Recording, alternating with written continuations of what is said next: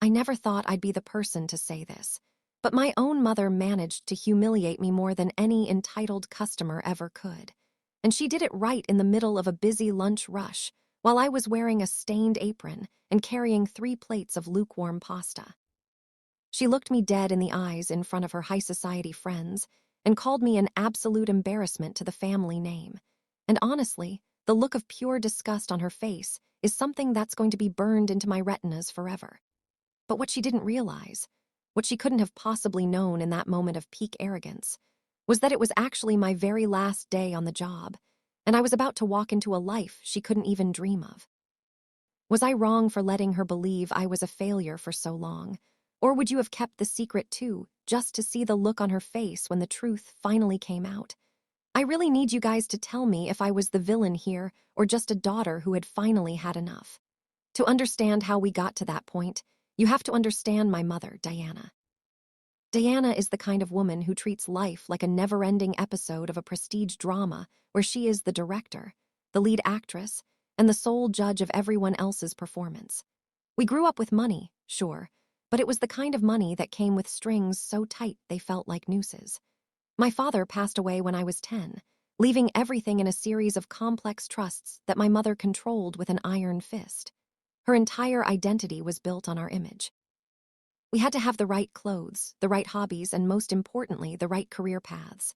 My older brother, Marcus, followed the script perfectly.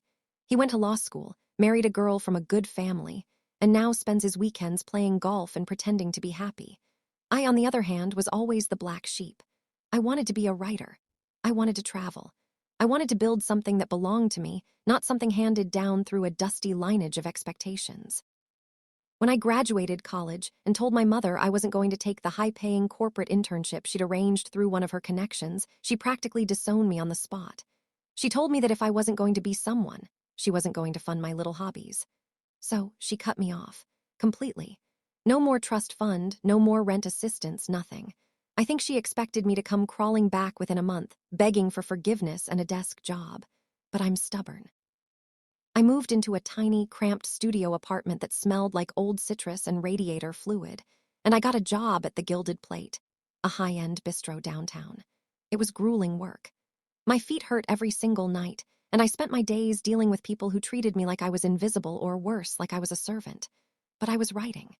Every morning from 5:00 a.m. until 11:00 a.m., I worked on my manuscript. For 2 years, I lived this double life. To my mother's social circle, I had gone away to find myself, which was code for being a disappointment. To my coworkers, I was just Sarah, the girl who worked double shifts and never complained about cleaning the espresso machine.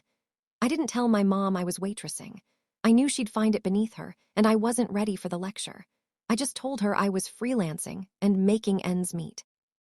She assumed I was starving and miserable, which, to be fair, I mostly was. But then, 6 months ago, things changed. My manuscript was picked up by a major publishing house. Not only was it picked up, but it sparked a bidding war.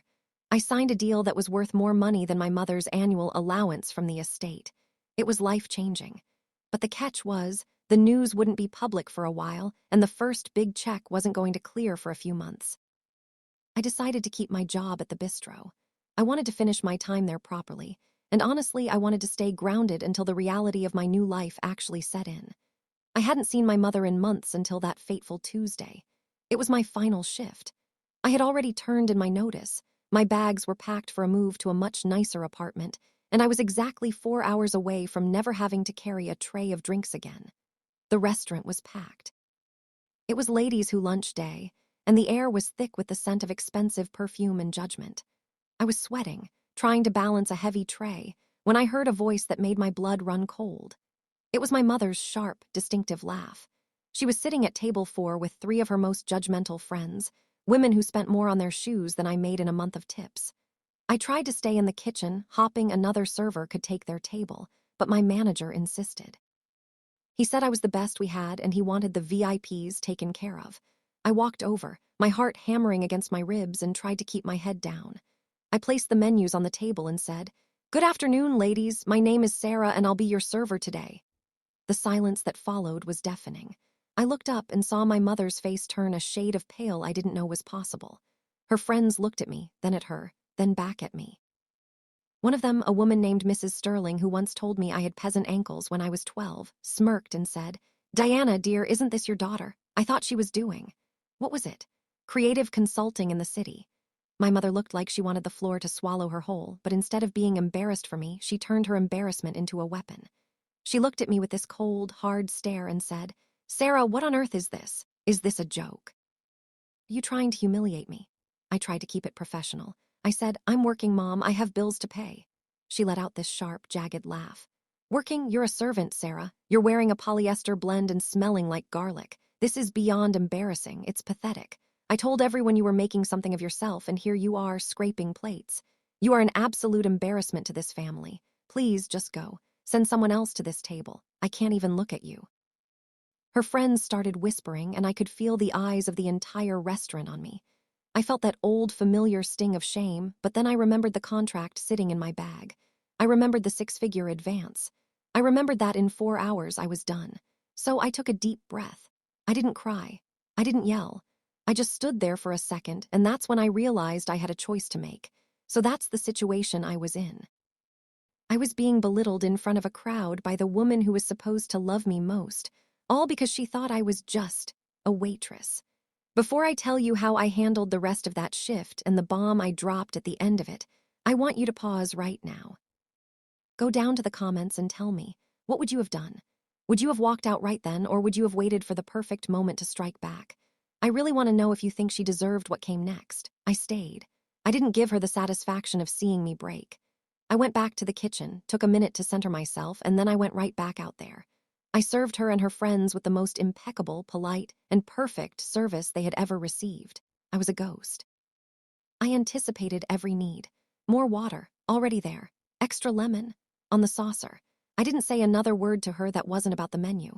I could see her getting more and more frustrated that she couldn't get a rise out of me. When the meal was over, she called me over one last time to pay the bill.